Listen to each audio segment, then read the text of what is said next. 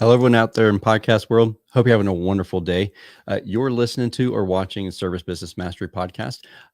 This podcast, we focus on the service business trades, home service businesses, and really helping to help answer some unasked questions that you don't really think about or know to ask about whenever you're first starting out your business.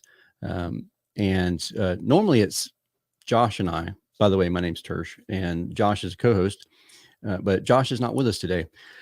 But it sucks for him because I've talked to Landon and Austin in the past, and I was actually on their podcast. And if you're watching this, I had this fancy little picture frame there from Tycoons of Small Biz. That's their podcast, and I was so fortunate to be on that show a couple weeks back, and had a great time talking with those guys, and wanted to have them on our show and talk about wealth building and how that works. And I'm not going to go into too much details because this is not my realm of expertise at all.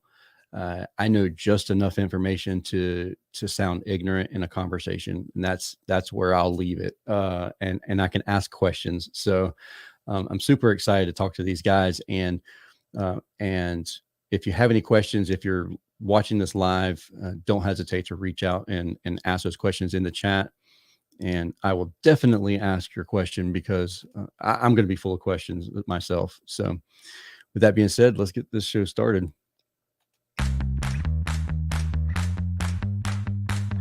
Are you looking for valuable business advice to reach that 7-figure revenue mark? Do you want actionable tips to properly navigate through every business challenge you encounter along the way? Let Tersh Blissett and Josh Crouch be your guide in getting you to the top here at Service Business Mastery. Tune in as they sit down with world-renowned authors in business, leadership, and personal growth who share valuable insights about management, marketing, pricing, human resources, and so much more. Let their nuggets of wisdom gold guide you in owning a thriving, profitable, and ever-growing business. Here are your hosts, Tersh and Josh.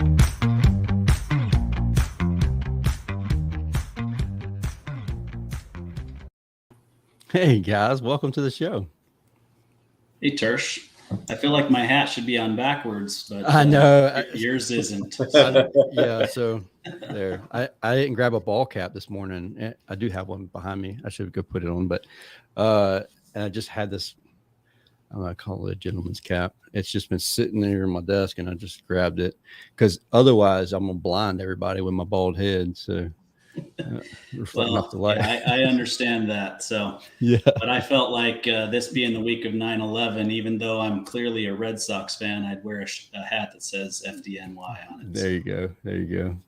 So real quick before we get started, I know we have to do a disclaimer. Just who wants to go through that process? Well, I've got the voice for radio, so I'll take care of that. There you go. Or the face for radio. I was supposed to say face. Well, that's definitely what my mom tells me constantly is I have a face for radio. So yeah, we're right there together. Well, yeah. So I'll go through that. So really, it's just important for us to let the audience know that Landon and I are registered representatives with Lincoln Financial Advisors. So we run and operate our own wealth management firm called Backbone Planning Partners. But our partner, as far as the SEC and FINRA is concerned, is Lincoln Financial Advisors. Okay, simple enough. So everything that you hear on this show, make sure you reach out to these guys, and they can work. Y'all can work with everybody in the U.S., right? Yeah, I mean we're licensed for the most part. Yeah. Yeah. Okay. Yeah. Short we'll answer. Just leave it at that. We'll just leave it at that. So just reach out to these guys, and if you're unsure about something. Before we get started, though, really fast, I have a random question that I want to ask you guys, and I just pulled out this deck of cards, so it's going to be an awesome one. So let's see here. All right, here we go. What secret conspiracy would you like to start? That sounds like a question for Landon. He lives in Vegas, so that's the land of the conspiracy theorists. So ask the question again. What conspiracy would I like to start? What secret conspiracy would you like to start? Oh my gosh. I love it. I love the question. Well, here I got one for thinking. Austin right now. I got one for Austin while you're thinking about that. The next one up is: have you ever had anything waxed? If so, what?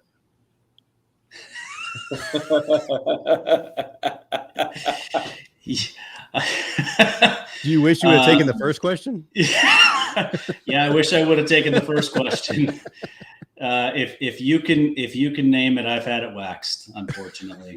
Yes, that is awesome. Well, that is news to me. That is news to See, me. you learn something. You come here on the Service Business Mastery Podcast and you learn something about each other. Yeah.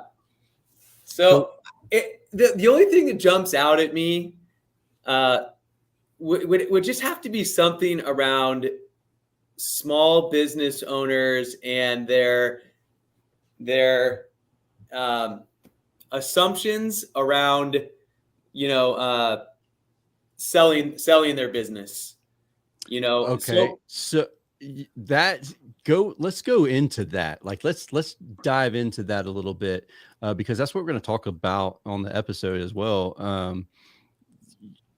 Preparing for the future. I am guilty of this 100%. Like, I can say right now we're investing, but man, whenever I was young and I should have been investing a lot, I was not. I was spending money on cars. I was spending money on whatever it took to make those cars go fast, and wasted a lot of money on stuff. But tell us a little bit about you guys and what y'all do, and then just the wealth management and all of that good jazz. Austin, you want to kick it off? Sure. Yeah. So, like I said during the disclosure, Backbone Planning Partners is our company. Backboneplanning.com is the website, and we do wealth management, which can mean a lot of different things to a lot of different people. But what's unique about us is we serve only private business owners, and so of course we'll help them with investing, we'll help them with insurance, we'll help them with all the things that they need to be financially secure and to protect their business and their family. But we spend an awful lot of time working with our business owners to grow their largest asset, which is their business, and get it ready to ultimately be sold or transferred based on what they want to have happen with that business later on. Okay, so you're going in and you're looking at all the numbers, like just point blank, like open slate. We're not hiding anything, like looking at the numbers. And whenever you come in and you do that for a business, are you going to be like a coach to them, like a financial coach in a way, and say, look, you need to do X, Y, Z. You need to raise your prices. Your call conversion rate's not good enough, or like how does that go? Like, how detailed do y'all go with that? Yeah, well, let me follow that up, Landon, and then you can jump in. I think coach is probably a pretty good use of the word there. Advisor, of course, is another good way to look at it. But you're absolutely right. I mean, depending on the engagement and where they are and what they really need. I have one client who will send me their financials once a month. So once the books are closed, they send me their financials. I look at them, and then we meet later on in the month and talk through different things that we're seeing to be able to address them, right? We've got some other clients or actually that same client that I'm thinking of, in a meeting, we'll have a conversation about what's going on in their business and struggles that they're having. And the reality is most businesses, regardless of size, struggle with cash flow, right? And so cash flow is going to kill any size business if it's not controlled and handled, and you don't have access to capital when you need it, et cetera, et cetera. And so we'll talk through different ways to generate and even out those cash flows. And so I may share some ideas with them based on either just my own knowledge and expertise or what I'm seeing some of my other clients in the same line of business do to even out their cash flow. Yeah, and I'll just add to that, so there's, several things that we think make us pretty unique. And, I heard this from a a really smart dude once, and he said, if something's done a certain way, I'm gonna do the exact opposite. Whatever is normal, I'm gonna do the exact opposite. Yeah, and like that's kind of how we've been doing things, really, maybe unintentionally the last couple of years since we kind of decided to go all in on serving the private business owner market. But between Austin and I, some experience that we have is super unique. So we come from long lines of family entrepreneurs, siblings, aunts and uncles, moms and dads, grandparents. I mean, the list goes on and on. And Austin has started, bought, operated, sold, several different businesses. He's got an MBA, and I've been picking lemons off the trees and selling them door to door, since I was like 6 years old. I think that was like my first money making gig, and so we have a unique experience working with business owners. And then you pile on to that the fact that we work with dozens of very successful small business owners. Kind of our bread and butter, I guess, if you will, is working in the business owner market. Like, 5 to 20 million of revenue is kind of like the sweet spot for us, but we typically describe it as 5 to 50 million of revenue. That's the sandbox that we play in. But in the reality, most of our clients are in that 5 to 20 million of revenue. And so by working with a lot of really successful small business owners over the years, we have learned a ton from them.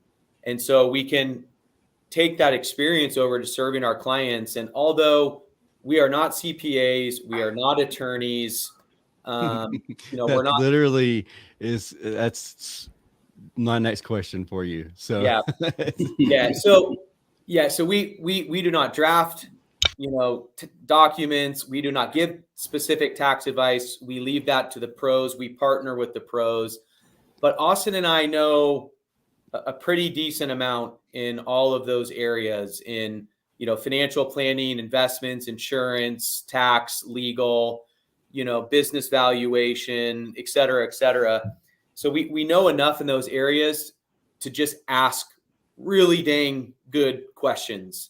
And by being able to identify these issues and then just ask really good questions, it just opens up different cans of worms, in relation to the business and the issues and the problems that they're facing and the opportunities that they want to take advantage of. And then we try to kind of lead and guide them through those processes. And sometimes we have to bring in other professionals to help, be on the bench, if you will, for that particular client. But we like to kind of lead the charge in that way.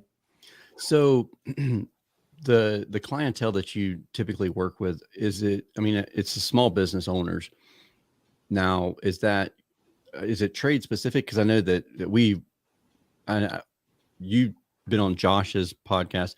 I'm going to get this sentence out eventually. Austin's been on Josh's podcast, Blue is the New White, and I'm in the trades. Y'all had me on your podcast. Is it trades that you typically work with, or is it a lot of other businesses outside of the trades? Yeah, I'll take that one. So it is not trade specific. We do have clients in many different industries, but the reality is we do find ourselves drawn to the trades. We have a decent percentage of our business that is made up of, blue collar or trade type businesses. Mm-hmm. And I think some of that just comes from our background and our understanding of that area of business. My dad was a stucco contractor. He grew up on a farm. So that blue collar, nails dirty type of a business is something that I'm really comfortable with and spend a lot of time with. And the reality is you've got some really strong tradesmen and women who are building great companies and are learning and doing really great things. But this is going to sound terrible, and hopefully I don't offend any of our non-blue collar clients, but blue collar business owners typically tend to be more open to our advice, as opposed to some who believe that they know better than we do. They're educated. Yeah. We're simple folk. No, I'm just kidding. Well, let's be clear. They're book educated, right? Absolutely. They're educated by professors and by, the books that they read, and there's nothing wrong with that. I am, and Austin is, and I'm sure plenty of your listeners are, and that's great. But being book educated and being business, the thing about it is different. It's we don't know what you don't know until you know it. And whenever most of the times, I wouldn't say every time, but a lot of times, especially the more I talk to people, the individuals who own the businesses were really good service technicians or a really good service manager. And they just said, you know what, I'm going to do things different than the current business owner, and I'd like to start up my own business. And they didn't go to school for business and get an MBA and decide, I need to know all about business before I get into the business. A lot of times that's an afterthought. And anything to do with wealth building, and the strategies that are involved with that. I don't know a lot of people who are taught that by their family members. I mean, I know now several people, just because of the more I've networked with people, and they're like, well, this is what you need to do in this situation. This is what you need to do in this situation. I'm like, this is blowing my mind. Like, I don't be your own bank. Like, I don't understand that. Like, that doesn't make any sense to me. And then, I remember being a service technician, struggling to get this loan, worried about these interest payments and all this other stuff, never considering the fact that I should be investing this money and in the future loaning that money to myself. That's not something that was taught to me by my parents. And so it's when someone like yourselves come into a conversation, sometimes it sounds too good to be true. And it's like, I don't know if that's like, is that legal? Like, that don't sound right, because you're supposed to struggle your whole life. What's the difference between yourselves and a CFO or CPA? Because you do so much with the financials and the numbers, but correct me if I'm wrong, you're going to be focused a lot more on the business owner than the business, or am I wrong in saying that? Go ahead. So, I've got a great example that I can share with you that I think will help provide some clarity on that. But just to answer the second part of that question, the answer is both. Okay. So we do all of the personal stuff for our business owner clients, but where we really like to play is in the sandbox, sitting next to the business owner, helping them to work on the business. So here's an example. Again, we are not accountants. We are not CFOs. They are uniquely talented, to do what they do. Where we come in, so we have a client that owns a successful manufacturing company in Las Vegas, and they brought us in. We've been working with them for, I don't know, it's been since about the beginning of the year, so call it 8 or 9 months, something like that. And they couldn't figure out why they were struggling, and it was mostly a cash flow issue. Yeah. And so, and deep down inside of them, they knew what the problem was. They just needed somebody to ask the right questions and extract that information from them. And then you got to be able to fix it, right? Identifying a problem and not fixing it, that doesn't do anything for anybody. Just kicking a tire down the road. Yeah, exactly. So we help them to figure out, what needed to be addressed, what questions needed to be answered, what information they needed clarification on. And then we brought in a phenomenal CFO, a fractional CFO, because being able to gather all that information and then provide uh, the information that needed to be provided, that's not our skill set. That's the skill set of a good CFO. So we just knew the right questions to ask, and being able to essentially guide them, through a conversation to say, okay, this is what we're seeing. Help us understand, what your guys' thoughts are on it, because they're in the business every day, so they know it better than we do.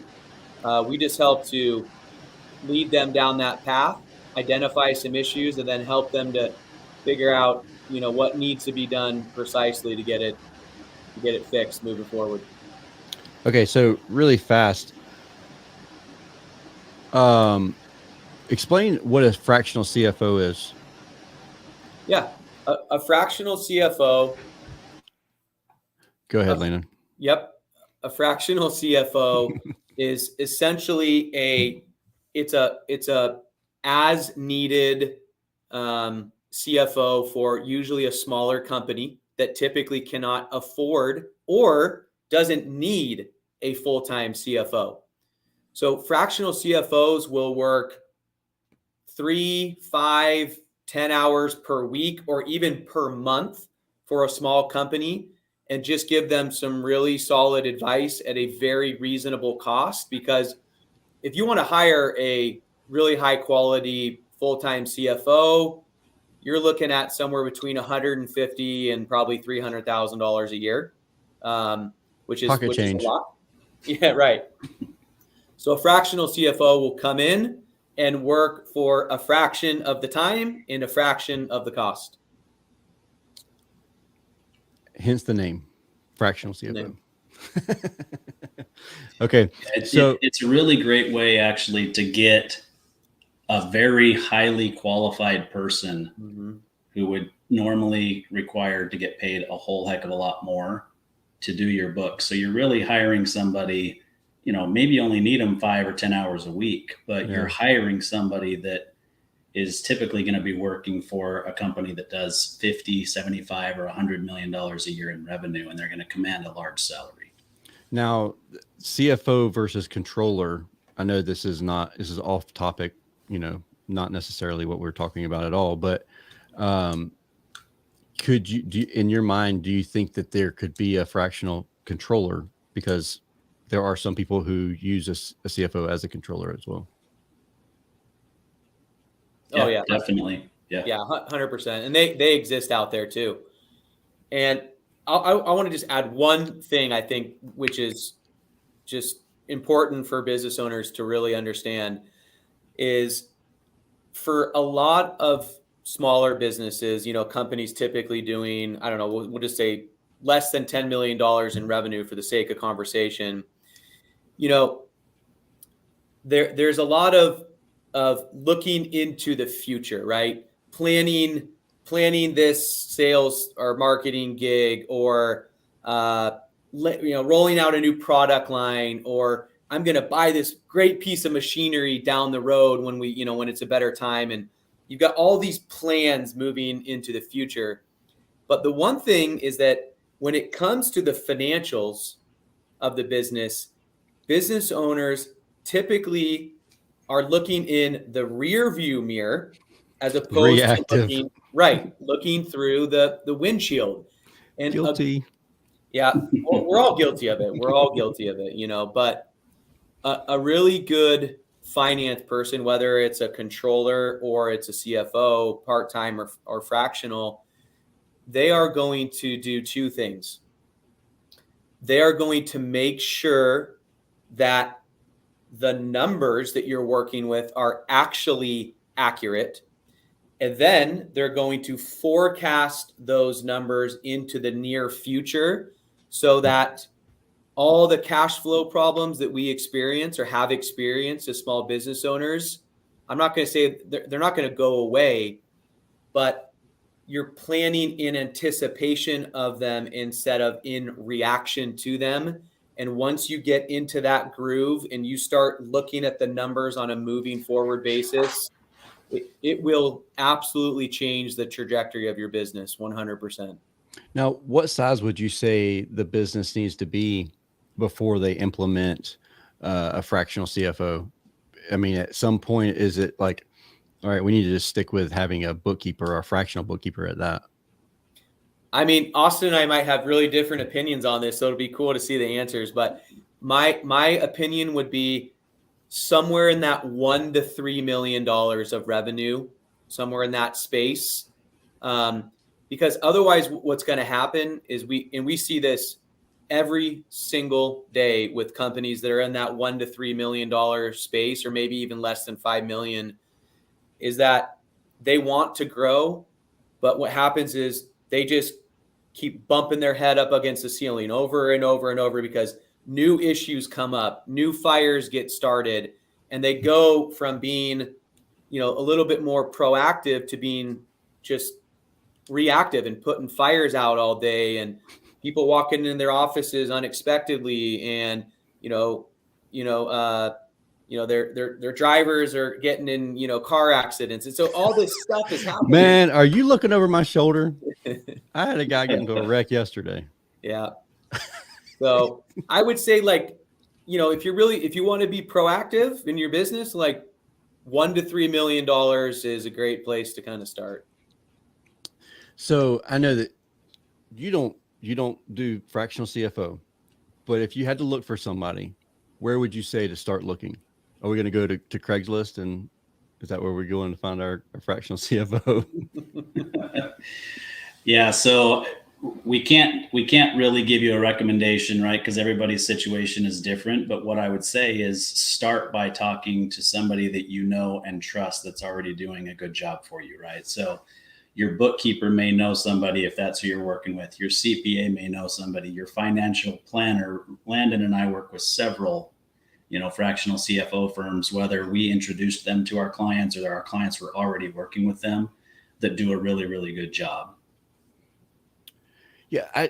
So there's something that a coach of mine told me, or actually it was a mentor of mine long time ago, whenever I first started my second business. He was like, and we might have talked about this a little bit too, Landon, on the podcast, because I talk about it pretty often, is the 5 people you surround yourself with, and you have to have those 5 people. And one of them is your banker, and one of them is your CFO, or your CPA actually. Of course, as soon as I start that, my train of thought went right out the head. Banker, lawyer, CPA, financial advisor, and there's one more, but I'll think of it in 10 minutes. Maybe your insurance person, maybe? Boom. Look at you, man. Look at you. Insurance guy and insurance gal. So that's the difference between a CPA. And I know we're going off topic a little bit because y'all aren't CPAs or CFOs. But I want to make sure that people understand that if you're in that $1 million range, $2 million range, your CPA that you just hand off your taxes to once a year and you never have a conversation with, that's not going to be the same as your CFO. And can you just talk about that a little bit and sound a little bit more intelligent than I do? I can't promise the second one, but I will give it a shot. So actually, the first thing that I would say is, if you're in that $1 million to $2 million range and you're continuing to build a business, first of all, having a CPA that you're just handing your stuff off to prepare your taxes, that's not good enough, right? You need to be working with a CPA who actually does tax planning and works with you on tax strategy. Okay, so let me interrupt you there. Why would you use the CPA for planning, for financial planning, and not use you? Yeah. So tax planning is if I said financial planning, I meant tax planning. You probably said tax planning, but my brain heard money? Well, it's all money, right? It's either money in your own pocket or it's money in the government's pocket. But there's a difference between the CPA receiving everything at the end of the year and saying, okay, well, here's what you did. So let's do the best that we can to minimize your taxes and move forward, as opposed to meeting once or twice in the year between tax time and saying, okay, what's going on inside of your business? What can we do? Does it make sense to buy this particular piece of equipment this year so that we can take a full deduction on it? Those are the types of conversations that you're having from a planning standpoint, as opposed to the year's closed and here we are preparing what you actually did. Yeah, it's like the end of the year and your CPA comes to you and says, did you really need that Bobcat skid steer? What did you need that for? I needed that for my business. I've never had that conversation, but I imagine it would go something like that. Yeah. I mean, that definitely comes into play, but the other thing that's important to keep in mind, and so many people that are building businesses do this, and CPAs are trained to do this. They're very good at it. Their job is to save you as much as they can in taxes, right? But that's somewhat short-sighted in terms of building a business that's transferable. Exactly. Right? Because if you show that you're losing money every single year, except that you've got, a really nice house and all the, really nice trucks and boats and RVs and all those sorts of things, you're doing just fine. But as far as your business is concerned, you're losing money. Well, if you're losing money, you don't have a business that's able to be sold. So you have to be real careful with that balance. Now, are you having that conversation with the CPA, or is it like a group conversation of, look, we're going to have to pay taxes this year. Just is no ifs, ands, or buts about it. You're going to have to pay taxes. Don't get upset about it. If you want to sell your business, we're going to have to pay taxes for the next 3 years. I mean, is that how that conversation goes? I know I simplified it a lot. No, you're fine. You want to take that, Landon? You want me to? Sure. So a couple things I want to just unpack there. So generally speaking, okay, CPAs are not proactive. I will just come out there and say that. Generally speaking, they are not proactive. And we see it every single day with clients, CPAs, where we are leading the charge. We are reaching out to the CPA and saying, hey, it's September. Can we please set up a tax planning session so that we're not trying to squeeze something in the last 3 weeks of December, right? Mm-hmm. So it's generally us having to reach out to set up these meetings, because it's just not how most CPAs are wired. So we usually lead the charge on that, and we're happy to do so.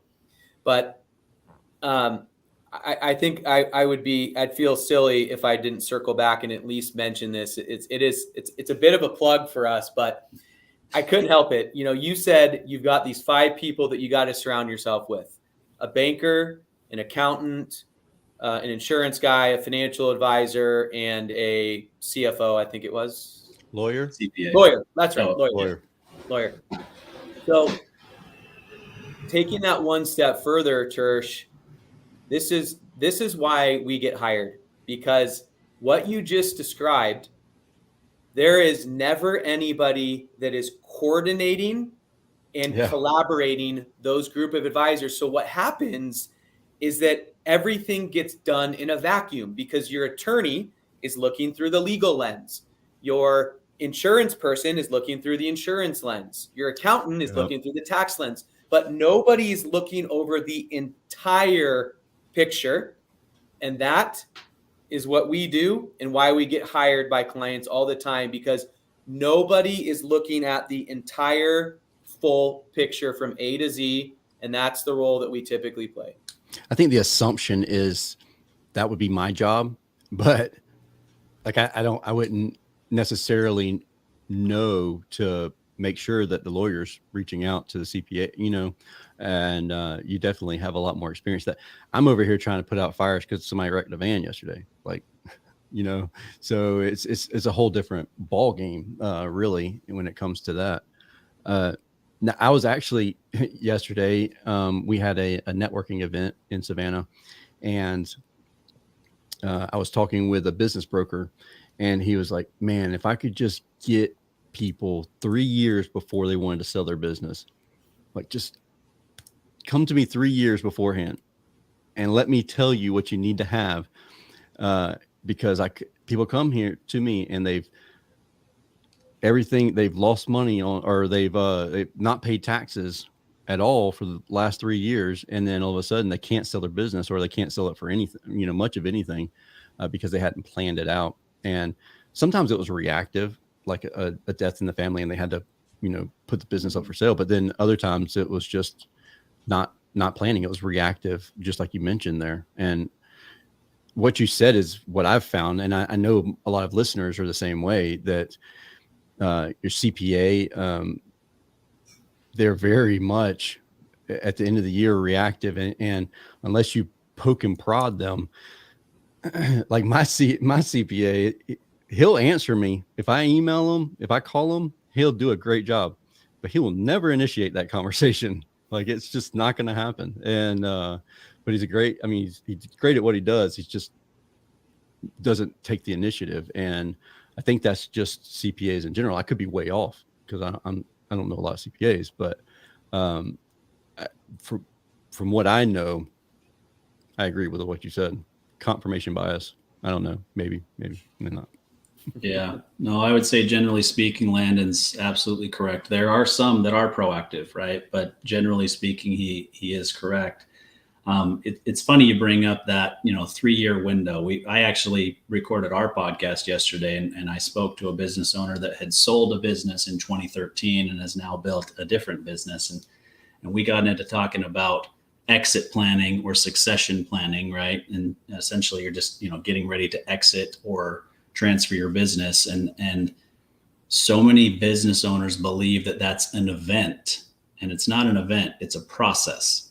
And we talked about the importance of having 3 to 5 years, and in some instances 3 to 10 years of working with the business owner ahead of time to get the business really ready to have the exit that they're looking for and that is possible. 10 years. There's a lot of businesses don't last 10 years. Pre-planning 10 years beforehand. I mean, that's you're definitely thinking, I'm going to make it if I'm going to go ahead and plan 10 years in advance. Yeah, I think that's a fair way to look at it. Here's the reality. The other thing that we talked about is, really less than 5% of businesses in this country will ever sell to somebody else, right? They'll ever have a transaction. And so those odds aren't great for any business, but the reality is, essentially all entrepreneurs that get into business for themselves, they understand the risk. They're willing to take that risk, right? Mm-hmm. And there's also nothing wrong with never selling your business, right? I mean, Landon wrote an article. What do you mean? Several years ago. Like just closing the doors? Yeah. So Landon actually wrote an article a few years ago called "It's Okay to Shut Down Your Business or Close Down Your Business," something like that. And the reality is, if most people in this industry, specifically your industry, you talk about people who are service technicians or service managers, they're good at it, they want to start their own business, they want to be their own boss, right?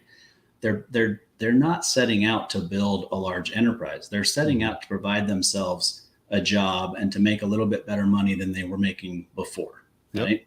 Very much. And there is absolutely nothing wrong with those types of businesses. The reality is, a very large percentage of businesses in our country are those types of businesses.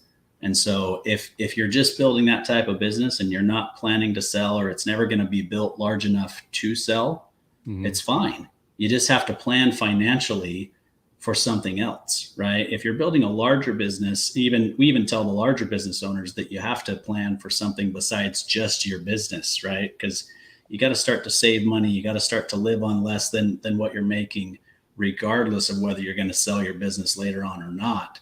And if you're going to sell your business, awesome, right? But you're going to be in a better position as a business owner if you don't have to sell your business in order to be financially independent for the rest of your life, because all the negotiating power is yours. You don't have to sell it. You can walk away from the table because you don't need the money because you've planned otherwise. Yeah. Right. So small business plan, big business plan. And then obviously it ends up being even better if you're ultimately able to sell the business. So tell me this, could you tell me, I don't know, we're wrapping up on time here, but maybe 2 or 3 long-term wealth building strategies, like not into detail, but kind of maybe high level of, and how long do we need to start planning before we could actually cash in on this stuff? Because some people in their mind, they're like, I'll retire at 65. And then other people are like, I'm retiring at 45. And then they hit 45 and they're like, I'm like living paycheck to paycheck, so I'm not retiring anytime soon. So could you share some of that? Yeah, Crickets. absolutely. Where's my crickets little button over here? I was just looking at Landon thinking, I just spoke a lot, so maybe Landon should jump in here. Yeah. I mean, I think Austin just made a really good point, Tersh. I mean, there are like 3 clients that we're in the process of getting hired by. And one of these clients is 60 years old, and their business will do almost $7 million in revenue this year. And this individual, it's a manufacturing company as well. And this individual came to us a few months ago and said, I was introduced to you, referred to you by this kind of like strategic partner of ours. And she said, you guys specialize in working with business owners. And so here we are having this conversation. And this particular individual is like, yeah, I'm ready. Like, I want to sell my business in 1 to 2 years. And so we've dove deep into his business, and, hate to break the news to you, but not going to happen. It's not going to, you're going to sell it and then you're going to get another job somewhere else. Absolutely. You are not in a position to financially sell your business and then ride off into the sunset, because you have the way you've operated your business for all these years is, it's been the cash cow, and you're sucking this thing dry every single year. There's nothing essentially left over. And now you're in a position where, you've got essentially nothing really saved for yourself. And you're in a really tough spot because you want out of your business, but the business probably is not even sellable at this time. And so selling it in 1 to 2 years, that's not even an option, So, ideally we would all start building wealth in our 20s, because you want to get the most bang for your buck. Well, the simplest strategy in the entire world is you put $5,000 a year into a Roth IRA starting in your 20s. And, that used to be the max. Now it's 6,000, but, you put $5,000 a year into a Roth IRA when you start when you're 22 or you're 25, and it grows at a reasonable, 6, 7, 8% on average per year. Well, guess what? By the time that you're 60 or 65, you're going to have somewhere between $1 million and $2 million in that account. So there's the easiest strategy in the world, but most of us don't do that, so we're hindsight.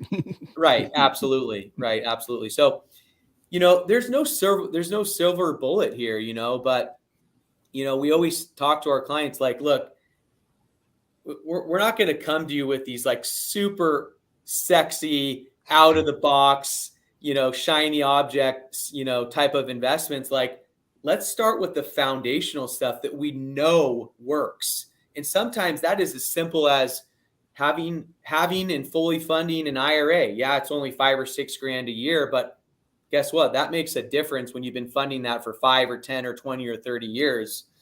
And then small business retirement accounts are great. There's a whole slew of them out there. There's, SEP IRAs, there's simple IRAs, there's 401ks, there's solo Ks. There's all these really great small business retirement accounts that, that they move the needle, and it's not going to move the needle in 1 or 2 years. But again, when you've been putting 10 or 20,000 bucks a year away into this thing, after a while, like that's going to compound and it's going to turn into hundreds of thousands or millions of dollars over the course of, 5, 10, 20 years. So all these little things move the needle. But, as business owners, we love real estate, right? We love real estate because it's something we can touch and feel. Yep. And it's something that's worked for us usually because, we've been doing it for, 5, 10, 20 years. And so it's something we're comfortable with. And real estate is always part of the puzzle, but it shouldn't be the entire puzzle, the whole nest egg of it. Yep. So, well, tell me this. The foundational stuff, and then you build from there. 401k, you mentioned that 401k. As a business owner, is 401k worth the investment, or is that money better spent somewhere else? Yeah, I mean, so it depends, of course, right? Because, different businesses have different stuff going on, but it's an absolute misconception that 401ks are expensive and we can't afford to set them up and we can't afford to put money in there for our employees. It's just, it's nonsense. Yeah. You can start a 401k for, $1,000 or $2,000 or $3,000 and it'll cost you a couple $1,000s a year to keep it going. And you get a tax deduction for monies that you put in for yourself. You get a tax deduction for monies that you put in for your employees. And, the reality is, especially in the service industry, we see this all the time, is that your employees, like the number one wealth building strategies for small business employees is their 401k. And right. Why is that? It's because you fund your 401k with salary deductions, right? So you don't have an opportunity to get that money deposited into your bank account to go spend it on other stuff. Yeah. So it's a pay yourself first type of strategy, exactly. which is super important for employees, because if they're not building wealth in their 401k, well, they might not be building it anywhere else. So, oh yeah, savings account, $600 in it, Yeah. And it's even better if the employee can do some sort of match program. And I know I have some friends of mine who have a profit share type thing going on for the employees, but it doesn't go into effect until they're there for 5 years or 10 years or something like that, and which helps keep employees there longer too. Obviously, you would hope they wouldn't just stay there just to get that 5 years and then dip out, but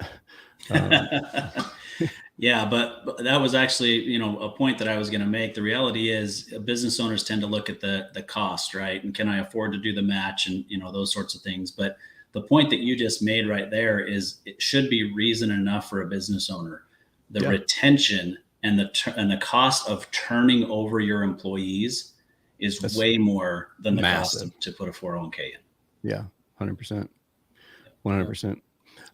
You guys, y'all are full of ton of knowledge, and I could ask y'all questions for days. I know. Best place for people to get in contact with you, reach out to you, learn more about you.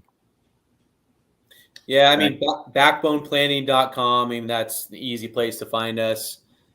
Austin and myself are pretty active on LinkedIn, so easy to find us there with a quick search. Just searching us by name, we'll pop up. We've got tons of content. You'll see a lot of stuff on LinkedIn around our podcast, which is Tycoons of Small Biz. Backboneplanning.com, or check us out, track us down on LinkedIn. We're super easy to get in touch with. Happy to have conversations with anybody. You don't have to be a 3 or a 5 or a $10 million business to track us down. We'll talk with you no matter what stage you're at, and if it doesn't make sense to engage, at the very minimum, we'll give you some great advice and point you in a direction, and maybe we'll see you again down the road. Cool, man. We appreciate both of y'all. And honestly, if you want to check out a really cool podcast, check out their podcast. You can check out the one that I was on. I mean, it was pretty good, but they're all good, honestly. And I really appreciate y'all hanging out and spending time with me and putting up with my shenanigans for today. If anybody has any questions at all, don't hesitate to reach out to these guys. They legitimately are super fast responders, and connect with them on LinkedIn. Tons of knowledge to be learned from these guys. But with that being said, I hope y'all have a wonderful and safe week until we talk again next time on Service Business Mastery Podcast. We'll see y'all. Thanks a lot, brother. See you. Thanks, Tersh.